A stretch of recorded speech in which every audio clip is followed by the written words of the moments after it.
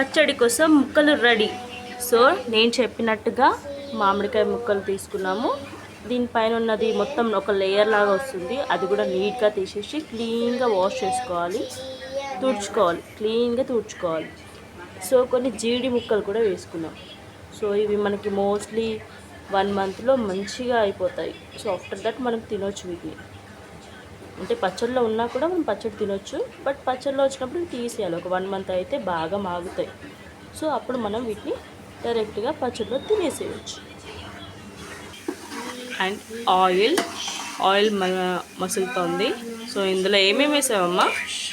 జీలకర్ర, ఆవాలు, మెంతులు, ఎల్లిగడ్డ పేస్ట్. ఓన్లీ ఎల్లిగడ్డ పేస్టేనా? ఓకే, ఇంకా అంతే. సో బాగా అది రెడ్ కలర్ రావాలా? సో రెడ్ కలర్ వచ్చేంత వరకు అలా కలుపుకోవాలంట. సో మసాలా కూడా రెడీగా ఉందండి. మసాలాలో ఏమేమి వేసావమ్మా? ఆవాల పేస్టు, జీలకర్ర, మెంతుల పేస్టు, ధనియాల పేస్టు, కారం, సాల్ట్. సో ఇంకోటి ఏంటంటే మనకి పచ్చడి కోసం స్పెషల్గా ఆయిల్ ఉంటుంది. ఏం ఆయిల్ అమ్మా అది? పల్లి ఆయిలా? పల్లీల ఆయిల్ అంట ఫ్రెండ్స్. సో ఓన్లీ పల్లీల ఆయిల్ మాత్రమే మనం పచ్చళ్ళు పెట్టడానికి యూజ్ చేస్తాము. అమ్మ ఇందులో ఏమేమి వేసావు అమ్మా? ఎంత వేసావు? కారపొడి 2 కిలోలు. దేంత కాయలకి? 30 కాయలకి 2 కిలోల కారపొడి. ఓకే. 1/2 కిలో ఉప్పు. ఓకే. 4 టీ స్పూన్లు ధనియాలు, మెంతులు. ఓకే. 5 టీ స్పూనులు, 5 జీలకర్ర పొడి, 5 టీ స్పూనులు. ఓకే. తర్వాత ధనియాల పొడి. ఓకే. 5 టీ స్పూనులు. ఓకే. పసుపు చిటికెడంతా. ఓకే. చిటికెడ అల్లం ఎల్లిగడ్డ. అయితే ఫస్ట్ మనం బగార్లో ఓన్లీ ఎల్లిగడ్డ పేస్ట్, అది కూడా కొంచెం మిక్స్ పెట్టుకొని వేసుకోవాలా? ఇందులో అల్లం ఎల్లిగడ్డ పేస్ట్ కలిపేటప్పుడు వేసుకోవాలా? ఓకే. ఇంకా అంతే. ఆవపొడి. ఆవపొడి, ఓన్లీ ఆవాలు. పొడి. ఓకే. అది ఫ్రై చేయాలా, నార్మల్గా వేసేయాలా?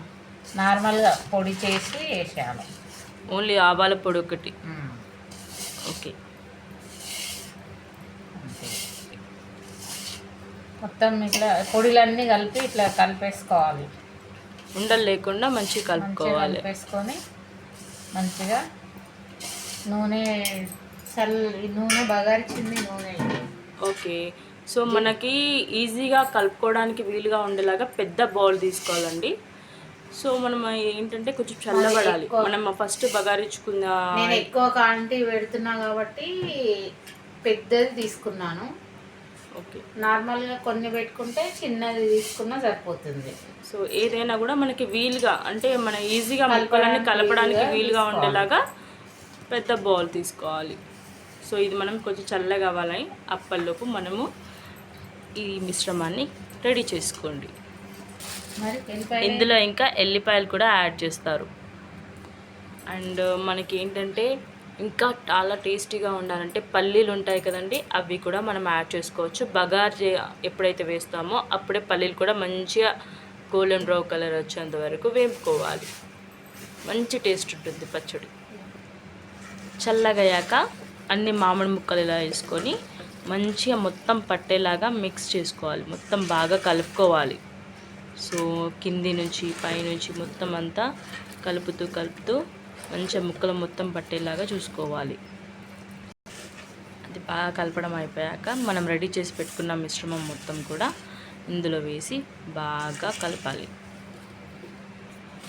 మొత్తం మిశ్రమం ఆయిల్ మొత్తం ముక్కలకి బాగా పట్టేలాగా బాగా కలపాలి. సో బాగా కలిపాక దీన్ని వేడి అన్నంలో వేసుకొని తింటే ఉంటుంది సామిరంగా. అంతే కదండి. మీరు కూడా ఇష్టపడతారా? మీరు కూడా ట్రై చేస్తారు కదా? ఓకే.